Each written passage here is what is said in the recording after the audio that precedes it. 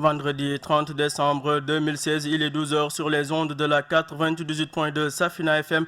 Merci de nous choisir pour vous informer. Restez à l'écoute, c'est l'heure de la grande édition de la journée présentée par Mohamedou Mustafa Gaye avec la complicité de Malandiedio à la partie technique. Tout de suite, les titres. Au sommaire de ce journal, la CEDEAO serait en train de négocier une loi d'amnistie pour Yaya Jammeh. Toujours concernant la crise post-électorale en Gambie, la CEDEAO aurait donné son feu vert pour envoyer une mission militaire en Gambie afin d'assurer une transition pacifique.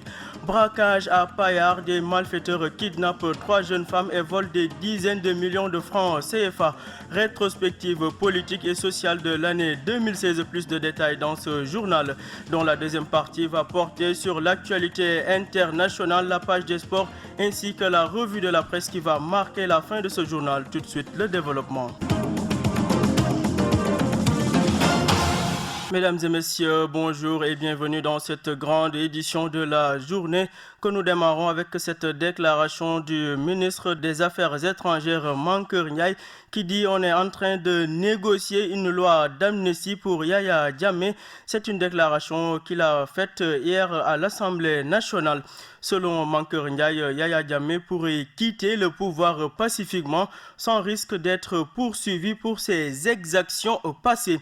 La CEDEAO serait en train de négocier une loi d'amnistie pour trouver une porte de sortie à Yaya Jammeh. Toujours selon le ministre des Affaires étrangères Mankeur Ndiaye, je cite, le Sénégal et la Gambie ont toujours eu des relations apaisées.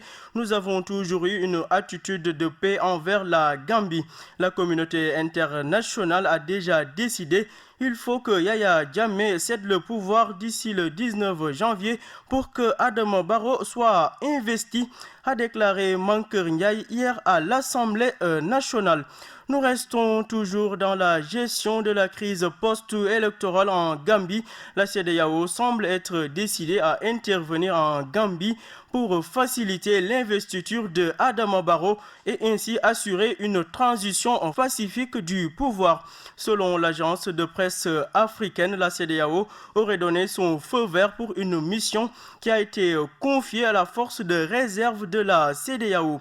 Toujours selon l'agence de presse africaine, une opération militaire devrait être déployée sous commandement sénégalais pour assurer la sécurité de Adama Barrow et faciliter son investiture. Le contingent va devoir également sécuriser le territoire gambien ainsi que l'ensemble des formations politiques.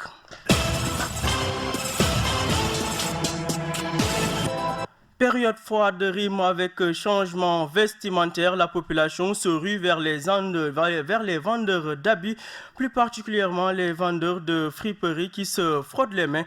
Écoutons ce reportage signé Ami Diagne. La vente de la friperie marche très bien en cette période de froid, ce qui fait l'affaire des clients ainsi que des marchands. Ce jeune vendeur du nom de Alulba y trouve son compte. Tu vends juste, mais les habits de froid sont moins chers. Les habits d'été sont plus chers. Cependant, les habits de froid marquent beaucoup plus en cette période.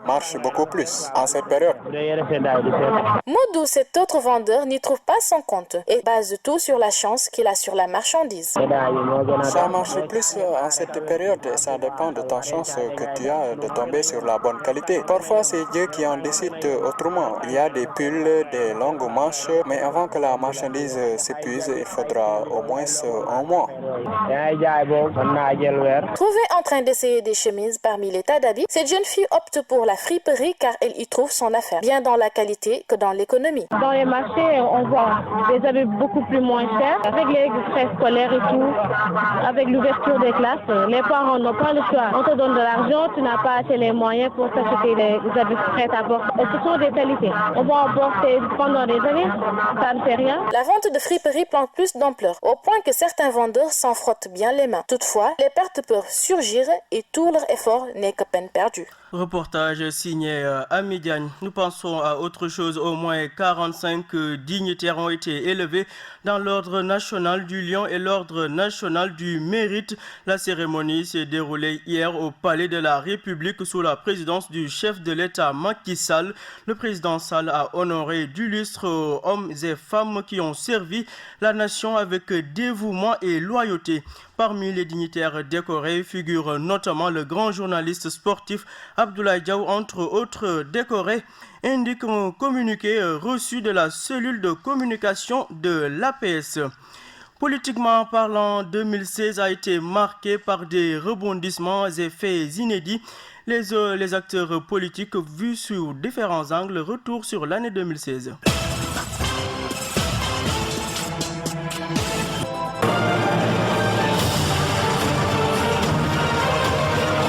L'année 2016 a été fortement chamboulée. Politiquement parlant, 2016 a été riche en événements. La formation des coalitions politiques, le référendum du 20 mars avec le fort taux d'abstention qu'il a marqué, mais n'oublions pas le dialogue politique qui réunit l'opposition et la mouvance présidentielle au Palais de la République. La grâce accordée à Karim Wade reste un des éléments les plus marquants en 2016. Toujours dans le milieu politique, le président Macky Sall s'est fait de nouveaux opposants. Abdoul Mbaye, Khalifa Sall ou encore le téméraire Ousmane Sonko. Justement, la transition est toute trouvée pour parler de l'affaire Petro-Tim. Le jeune inspecteur des impôts et domaines Ousmane Sonko porte le combat à bras le corps. Il dénonce la nébuleuse qui entoure les contrats de Cosmos Énergie et Petro-Tim et demande des comptes à Aliou Sall, frère du président Macky Sall. La famille Sall, largement indexée dans l'affaire Petro-Tim au Sénégal. L'opposition a également créé une énième coalition, à savoir Manko Wattu Sénégal, pour faire face au régime du président Macky Sall. La marche du 14 octobre 2016 n'en reste pas moins mémorable. Devant le refus de changer leur itinéraire, les leaders de l'opposition avaient été dispersés à cause de gaz lacrymogène. L'année politique 2016 tire à sa fin, ça tombe bien. Le président Macky Sall rentre de sa visite d'État en France avec le projet du train express régional. Espérons qu'il tire le Sénégal vers l'émergence.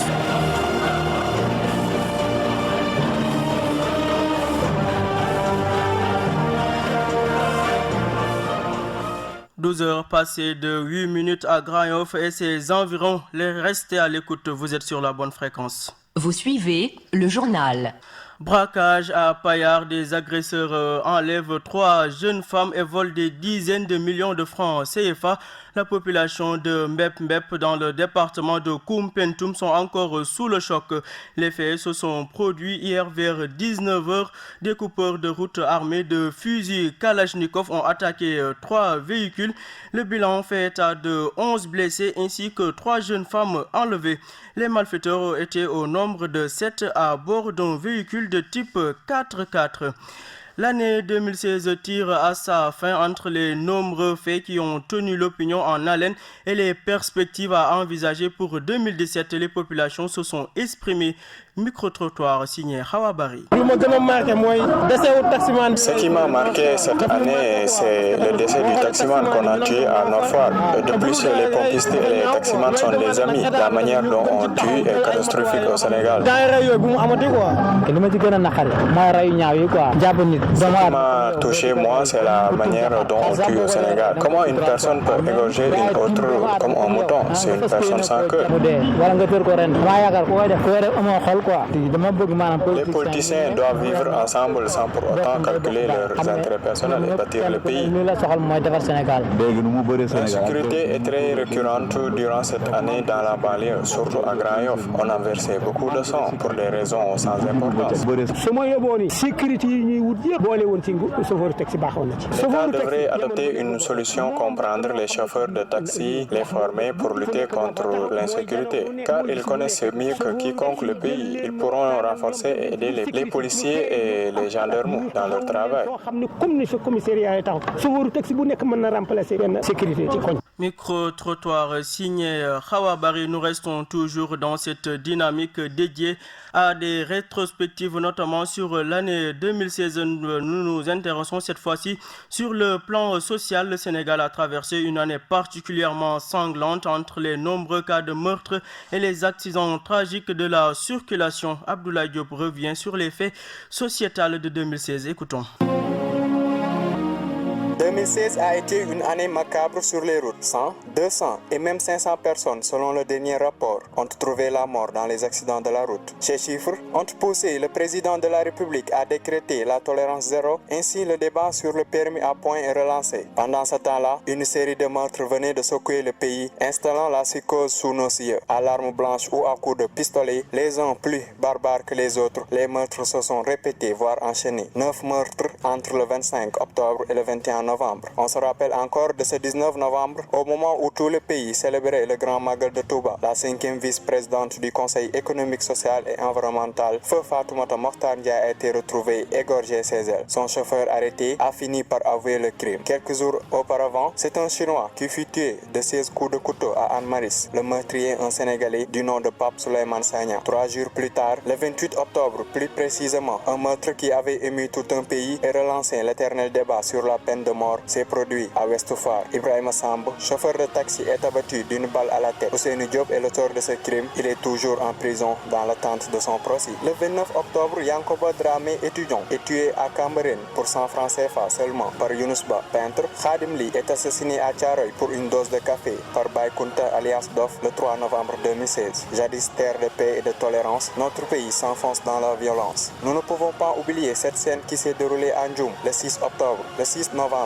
Ibrahim Diallo et Moustapha Faye, respectivement pharmaciens gardiens, sont lâchement tués par des bandits. Cela avait entraîné une grève des pharmaciens ainsi qu'une marche. À Grayon, ce sont 2 amis qui se sont entretués. Alfred Ndiaye est tué par son ami Benoît, c'était le 21 novembre. À Bignona, c'est le corps sans vie d'une dame de 50 ans qui a été retrouvée. Elle a été violée puis tuée. Pourtant, loin d'être exhaustive, cette liste nous fera dire que 2016 reste une année meurtrière. L'année 2016 a été aussi mouvementée du côté de la citadelle du silence. Le 20 septembre, une mutinerie s'est déclenchée à la prison de Rebeuss. Les incidents ont occasionné la mort d'un détenu du nom de Ibrahima Mbao qui a été atteint d'une balle réelle. Il y avait 44 gardes pénitentiaires contre 2090 détenus. N'eût été le professionnalisme des gardes, le bilan aurait été beaucoup plus lourd. Les gardes ont fait preuve de responsabilité. Ils ont tiré en l'air et usé de leur formation de qualité afin de maîtriser le flot des détenus qui avaient enfoncé une porte, avait déclaré à l'époque le ministre de la Justice Sidiki Kaba, qui avait promis de prendre quelques mesures pour désengorger Rebeuss avec la construction de 2 nouvelles prisons et à assurer la permanence des chambres criminelles. Côté éducation, on se rappelle aussi des grèves répétitives qui ont secoué l'année scolaire, ramenant le fameux slogan « Sauvons l'année ». Les enseignants fermes dans leur position ont fait face à un ministre qui n'a pas hésité à sortir le bâton. Des réquisitions et des convocations leur étaient servies. Des menaces de radiation aussi. N'eût été l'intervention des chefs religieux, l'année scolaire serait peut-être perdue et des pères de famille partiront plus tôt que prévu à la retraite. En juillet, le chef de l'État avait pris la décision de retirer tous les enfants des rues de Dakar. Des milliers ont été retirés selon le dernier chiffre. 2016 s'en va et 2017 pointe le bout du nez avec une lueur d'espoir que le Sénégal redressera son blason de paix et de tolérance ou simplement de teranga qu'on chante partout dans le monde. Bonne et heureuse année.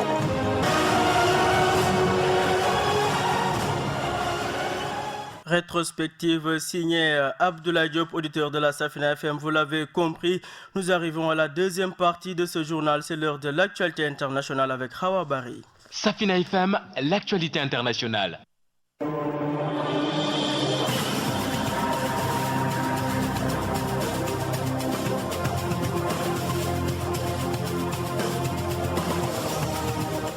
Hawa Bari que nous accueillons sur ce plateau. Bonjour Hawa. Bonjour Moustapha. Alors nous allons démarrer cette actualité internationale au Congo-Brazzaville. Une fusillade dans la prison de l'opposant Paulin Makaya. Absolument Moustapha, une fusillade a éclaté hier jeudi 29 à la maison d'arrêt de Brazzaville. Il s'agit officiellement d'une tentative d'évasion. Les coups de feu ont commencé alors que l'opposant Paulin Makaya, détenu dans l'établissement, recevait la visite de ses collaborateurs du président d'Unis pour le Congo, UPG. Au moment de leur départ, le directeur de la maison d'arrêt a appelé la gendarmerie. Les agents ont arrêté 2 membres du parti UPG. La fusillade a éclaté peu après au moins. 3 personnes ont trouvé la mort, dont un gendarme et 4 autres blessés par balle Moustapha. Cette fois-ci, nous parlons de la visite du Premier ministre français Bernard Cazeneuve au Tchad. Oui, pour la première fois, Bernard Cazeneuve assure le Tchad d'un soutien financier de la France. En déplacement à N'Djamena, le Premier ministre français a averti jeudi qu'il fallait se préparer à une guerre longue contre le terrorisme au Sahel. Il assure au Tchad un soutien financier de 5 millions d'euros en 2016 qui sera reconduite en 2017 ainsi qu'un soutien financier d'urgence de 3 millions d'euros cette année. Cette visite est la première pour Cazeneuve en tant que Premier ministre de la France. Cette fois-ci, nous nous rendons en Israël où Benjamin Netanyahou est visé par une enquête pour corruption. Corruption dans les jours qui viennent, le Premier ministre israélien va être interrogé par la police dans le cadre d'une enquête pour corruption. Plusieurs médias en Israël doutent de cette information et la deuxième chaîne de télévision du pays indique que Netanyahou est soupçonné d'avoir reçu de la part de 2 hommes d'affaires, un Israélien et un ressortissant étranger. Selon cette source, l'enquête se poursuit en secret depuis 8 à 9 mois. Dans l'entourage de Benjamin Netanyahou, on utilise toujours la même formule en guise de réaction. Mustapha, il n'y aura rien car il n'y a rien. Oui, l'actualité aux États-Unis, effectivement, suite au piratage présumé des serveurs des partis démocrates et républicains pendant la campagne électorale, le président Barack Obama a annoncé jeudi 29 décembre une série de mesures contre la Russie. Des sanctions ont été prises contre les services de renseignement russes. 3 compagnies et 6 responsables de ces agents, 35 personnes, sont par ailleurs expulsées du pays. Mustafa Poutine n'est pas visé, mais la Russie prépare déjà une riposte adéquate. Selon Dmitry Peskov, ces sanctions sont arbitraires, illégales et infondées du point de vue des droits internationaux. Mustafa, c'est tout pour la page internationale. Merci Hawa Bari pour ce round-up de l'actualité internationale. À présent, nous passons à l'actualité sportive avec Abdoulaye Diop.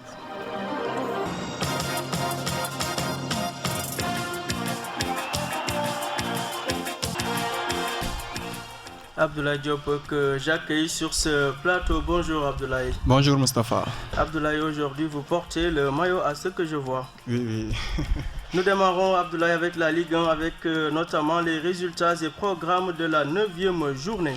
Effectivement, la Ligue 1 sénégalaise qui a joué sa 9e journée hier, Niary Tally a écrasé le Teungueth FC 5-0 au stade Cameroun Faye. Le derby Mbouroua, Mbour Petite Côte et Djambour ont fait match nul 0-0. Pour le programme de la journée, la plus grande attraction de ce vendredi se jouera à Ziguinchor entre le Casa Sport et le Jaraaf de Dakar. Au classement, Casa Sport est 6e avec 11 points alors que Jaraaf est 3e avec 14 points plus 5. Rappelons juste Moustapha que Jaraaf veut récupérer le fauteuil de leader, convoité également par Génération Foot. Nous restons toujours dans la Ligue 2 sénégalaise avec notamment aussi les résultats et programmes de la 9e journée. C'est ça, le duel au sommet entre Dakar Sacré-Cœur et l'AS Pikine s'est soldé par un match nul hier. 3e au classement, Yogo entre en lice cet après-midi avec l'ambition de ravir le fauteuil à Dakar Sacré-Cœur. Il fera face à Sonacos au stade Ely Manel Fall. Autre match de ce programme, aujourd'hui Etix fera face avec Jamono Fatick. Ndargueth, sans victoire depuis la 4e journée, va jouer contre Africa Promo Foot, Olympique Ngor et Kayor Football Club. Bonne nouvelle Abdoulaye pour les supporters du Sénégal. La liste des 23 lions pour la CAN 2017 est désormais connue. Aliou Cissé a pratiquement reconduit Moustapha, les mêmes joueurs, à l'exception des retours de Henri Saivet, Cheikh Mbengue, Moussa Sow et Pape Kouli Diop. Sinon, on note l'absence de Younous Sankharé qui n'est pas appelé. Voici la liste donc: Abdoulaye Diallo, Khadim Ndiaye, autant pour moi, Pape Seydou Ndiaye. Pour les défenseurs, Khalidou Koulibaly, Kara Mbodj, Cheikh Kouyaté, Lamine Gassama, Mohamed Diamé, Pape Alioune Ndiaye. Il y aura Cheikh Ndoye, Henri Saivet et Cheikh Mbengue, comme je l'ai dit. Milieu de terrain, Idriss Gana Gueye. Attaquant, Moussa Konaté, Sadio Mané, Diao Baldé Keité, Pape Kouli Diop, Famara Diédhiou, Saliou Ciss, Zarko Touré, Ismaïla Sarr, Mame Biram Diouf et, comme je l'avais dit, Moussa Sow qui donc effectue son retour. On ne change pas une équipe qui gagne. Abdoulaye, bon vent en nos lions. Cette fois-ci, nous parlons toujours de la préparation de la CAN. La Libye forfait. Absolument, prévu pour le 8 janvier prochain à Brazzaville, le match qui devait opposer le Sénégal à la Libye comptant pour la préparation de la Coupe d'Afrique Gabon 2017 n'aura finalement pas lieu. Les Chevaliers du désert ayant renoncé par faute d'argent, c'est ce qu'a rapporté le quotidien. Nous allons parler cette fois-ci du programme de la Premier League. La Premier League anglaise qui va jouer le Boxing Day. Aujourd'hui à 20h, Hull City fera face à Everton. Demain samedi 31, Burnley Sunderland à 15h. À 15h toujours, il y aura les matchs Manchester Middlesbrough, Swansea Bournemouth, Chelsea Stoke City, Southampton West Bromwich Albion et Leicester West Ham. Pour le dimanche, le derby de Liverpool entre Liverpool et City sera à 17h30 qui sera à Moussafa, le dernier match de Sadio Mané avant de venir répondre à la convocation d'Aliou Cissé. Dimanche, il y aura aussi 2 matchs au programme, l'un à 17h30 et l'autre à 16h30. Watford Tottenham suivi de Arsenal Crystal Palace. Abdoulaye Diop, nous allons terminer avec cette distinction que le président Macky Sall a faite au doyen Abdoulaye Diaw. Le doyen et journaliste sportif Abdoulaye Diaw a été honoré par le président Macky Sall. Il a été décoré dans l'ordre national du Lion et dans l'ordre national du Mérite. Donc Moustapha, avec cette distinction, c'est tout le sport sénégalais, ainsi plus particulièrement que les journalistes sportifs qui sont récompensés. Donc félicitations au doyen Abdoulaye Diaw, qui je rappelle est le père de notre confrère Pape Malick Diaw. En effet, toutes nos félicitations au doyen Abdoulaye Diaw. Merci à vous Abdoulaye Diop. Nous arrivons à la fin de cette édition. Mesdames et messieurs, nous passons à la revue de la presse.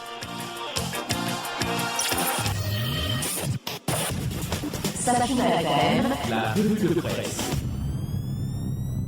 Bonjour, Dakar accentue la pression, titre l'enquête au sujet du refus de Yaya Jammeh, le président sortant de la Gambie, de céder le pouvoir. Le journal signale que le chef de la diplomatie sénégalaise s'est montré ferme sur la crise gambienne jeudi lors d'une séance à l'Assemblée nationale consacrée à l'examen de projet de loi. Interpellé sur la question en Gambie, Mankeur Ndiaye a déclaré « Nous sommes très clairs là-dessus. À compter du 18 janvier à minuit, Yaya Jammeh ne sera plus président de la Gambie. » Sud Quotidien relève lui aussi que Mankeur Ndiaye durcit le ton en déclarant qu'à compter du 18 janvier, Yaya Jammeh ne sera plus président de la Gambie. Le ministre des Affaires étrangères a également répondu au premier ministre israélien Benjamin Netanyahou qui a pris des mesures contre le Sénégal après le vote de la résolution 2334. Cette position, nous l'assumons, quelles que soient les sanctions, a dit Mankeur Ndiaye. Dans l'enquête, il déclare « Nous avons fait ce que nous devions faire. Nous sommes un État souverain, nous ne ferons pas de polémique sur cette question. Nous espérons que la normalité reviendra après la tempête. » Le gouvernement israélien a rappelé son ambassadeur au Sénégal pour consultation. Dans la même foulée, Tel Aviv a suspendu des programmes de coopération avec le Sénégal. Annulé la visite du ministre des Affaires étrangères prévue le 16 janvier prochain. Annulé ou reporté la présentation de l'aide de créance de l'ambassadeur du Sénégal au Caire qui est accrédité à Tel Aviv. Selon Mankeur Ndiaye, ces programmes ne sont pas aussi denses que cela et ne peuvent pas affecter le développement des localités où ils se déroulent. Pour l'Observateur, Dakar réplique à la suspension des relations de travail par Tel Aviv et affiche à sa une Sénégal-Israël, clash total. De son côté, le quotidien titre Mankeur Ndiaye sans diplomatie sur l'école turque Yahou Selim, la Gambie et Israël. Le journal prête au ministre les propos suivants. Le mouvement de Gülen est une organisation terroriste en Turquie. Il y a des négociations pour une amnistie en faveur de Yaya Jammeh. Le programme de coopération avec Israël n'est pas aussi dense que cela, a déclaré Mankeur Ndiaye. Le journal Le Témoin invoque les raisons de la pénurie de viande de porc au Sénégal. Pour la communauté chrétienne, les fêtes de Noël et de fin d'année sont l'occasion de faire honneur aux viandes de choix, particulièrement de porc. Dans un pays composé à 95% de musulmans comme le Sénégal, les tabous et autres considérations religieuses freinent le développement de la filière porcine, d'où les pénuries souvent constatées, écrit le journal. En cette fin d'année où la demande dépasse la largement l'offre des éleveurs. Note le Témoin, dont les investigations montrent que cette pénurie de viande porcine est provoquée par les commerçants et importateurs gambiens et bissau-guinéens, surtout venus s'approvisionner au Sénégal au prix fort. Walfadjri fait la rétrospective de l'année 2016 et revient sur ces décisions qui confirment une justice aux ordres. Le journal évoque les libérations inattendues de Karim Wade, Thione Seck, Cheikh Alassane Sène, entre autres. À vos journaux et bonne lecture.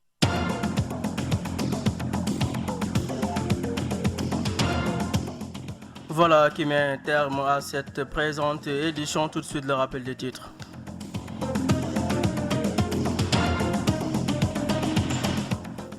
Au sommaire de ce journal, la CEDEAO prête à négocier une loi d'amnistie pour Yaya Jammeh. C'est une déclaration faite par Mankeur Ndiaye pour le ministre des Affaires étrangères.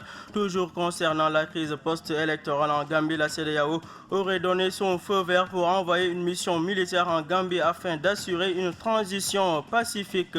Braquage à Payar, des malfaiteurs kidnappent 3 jeunes femmes et volent des dizaines de millions de francs CFA. Notre édition du jour a été largement consacrée à une rétrospective de l'année politique et sociale 2016 au Sénégal. Vous avez écouté plus de les détails dans ce journal, dont la deuxième partie a été consacrée à l'actualité internationale, à la page des sports et à la revue de la presse qui a définitivement marqué cette session d'information qui vous a été présentée avec un immense plaisir par Mohamedou Moustapha Gaye.